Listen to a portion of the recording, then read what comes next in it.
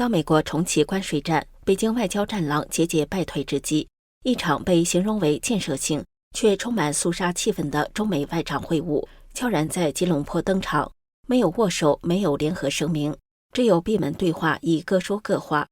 美国国务卿卢比奥这位对中强硬派代表，首次以川普第二任期官员身份与王毅面对面过招，表面平静，实则暗潮汹涌。这场会谈不仅牵动川习会前景，更映射出美中在亚洲博弈、全球供应链重塑中的激烈角力。您好，这里是大时局要闻透视，我是王真。中共外交部长王毅与美国国务卿卢比奥于2025年7月11号在马来西亚吉隆坡出席东盟外长大会期间举行双边正式会谈。这是川普第二任期以来中美外长的首次面对面会议。该会议在当地时间下午3点左右开始，会前开放媒体入场拍照，但两人并未在摄影机前握手，也未公开发表任何评论。随后媒体退场，两人进行闭门会谈。会谈结束后，两人与团队再次供媒体拍照，但依然没有共同发表任何谈话。据中共外交部官网11号晚间发布的通告，王毅全面阐述了中方对发展中美关系的原则立场，强调双方应将两国元首重要共识转化为具体政策和行动，希望美方以客观、理性、务实态度看待中国，以和平共处、合作共赢为目标，制定对中政策。中方通告称，双方一致认为会晤是积极、务实、建设性的，同意加强外交渠道及各领域各层级沟通对话。美国国务院就这次会晤发表的声明说，卢比奥国务卿强调了保持沟通渠道畅通的重要性。这次讨论是建设性和务实的，双方同意探索潜在的合作领域，同时寻求管控分歧。卢比奥国务卿强调有必要继续就一系列双边议题进行讨论。他还提出了其他具有地区和全球重要性的问题。卢比奥10号曾向媒体表示，他可能会向王毅表达美国对北京支持俄罗斯的担忧。他说，中方显然一直支持俄罗斯，我认为他们会在不被发现的情况下尽力提供帮助。卢比奥会后被问到川普与习近平是否有机会在今年举行会谈时说，可能性很高，但强调双方必须营造正确的氛围，以达到正确的成果。卢比奥表示，双方都有意愿促成川习会，还没有确定具体日期，但我认为很快就会实现。卢比奥说，在川习会实际到来前都会努力工作，以确保川习会富有成效。不过双方声明都对川习会只字未提。近期围绕川普和习近平可能会晤的传闻甚嚣尘上。早在3月，美国媒体《华尔街日报》称，两位领导人有意在6月来场生日高峰会。南华早报更爆料，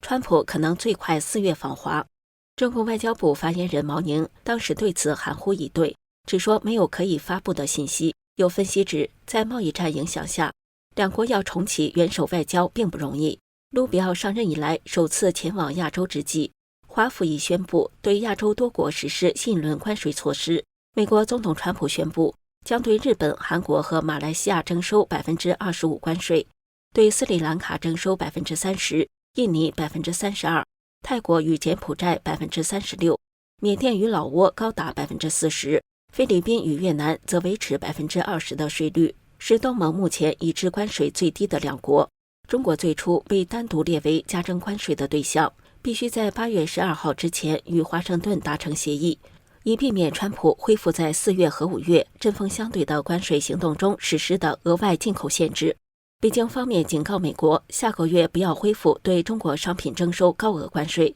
并威胁对于美国达成协议将中国排除在供应链之外的国家进行报复。根据北京11号发表的评论，王毅在吉隆坡谴责美国，并称任何国家都不应支持或同意美国的关税。他告诉泰国外交部长，关税被滥用，破坏了自由贸易体系，干扰了全球生产和供应链的稳定。王毅在会见柬埔寨外交部长时表示，美国对东南亚国家征收关税是企图剥夺东南亚国家合法的发展权。卢比奥则在东协集体会议上试图缓解各方担忧。他强调，印太地区仍然是美国外交政策的重点，并表示美国将支持深化与印太盟友的伙伴关系，且不会寻求区域内任何其他行为者的批准或许可。该说法被视为是在暗指中共。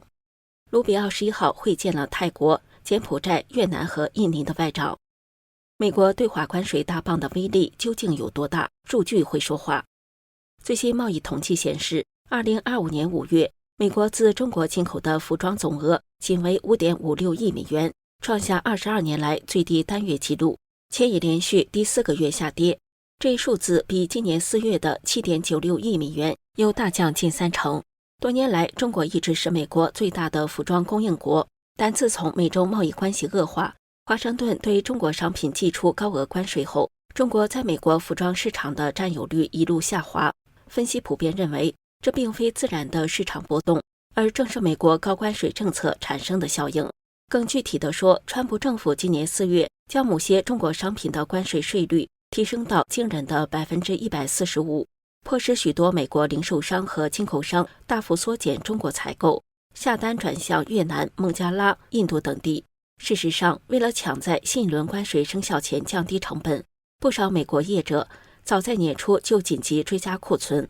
今年1月，美自华服装进口一度激增至16.9亿美元，比去年同期高出15%。但此后随着关税正式落地，贸易量急转直下。在服装之外，电子产品、汽车零部件、太阳能设备等领域的中美贸易也出现类似趋势。中国商品在美国市场节节败退，转而由其他国家填补空缺。可以说，川普重启关税战不到半年时间，就让中国出口产业链感受到切肤之痛。又可以说，美国关税重拳如霜寒剑，斩断的不仅是中国对美出口额，更斩向中共引以为傲的世界工厂地位。卢比奥是美国对中政策的强硬代表，曾任参议员，长期关注中国人权问题。他因多次批评北京的新疆与香港政策，被中共列入制裁名单2次。他推动香港人权与民主法案、维吾尔人权法案，并多次主张打击中共渗透与资讯威胁，包括封杀 TikTok。评论指出，强硬如卢比奥也在合适时机选择对话，这显示的是美国的自信与主动。王毅这位战狼外交官近年来屡遭国际冷遇。7月4号，他在中法会议上被法国外长公然拒绝握手，画面疯传引发热议。更早在3月的中日韩双方会议，他也被冷落于中央，引发外界关注。此外，南华早报稍早报道，王毅2号告诉欧洲联盟外交与安全政策高级代表卡拉斯，北京当局不希望俄罗斯在乌克兰战败，担心美国届时会将全部注意力转向北京，引发国际哗然，动摇其外交形象，战狼外交变成过街术，他的国际场域空间正急速萎缩。这里是大时局要闻透视，感谢您的陪伴与思考，请订阅、分享并打开小铃铛，一起在动荡中坚守真相，在黑暗中点燃希望。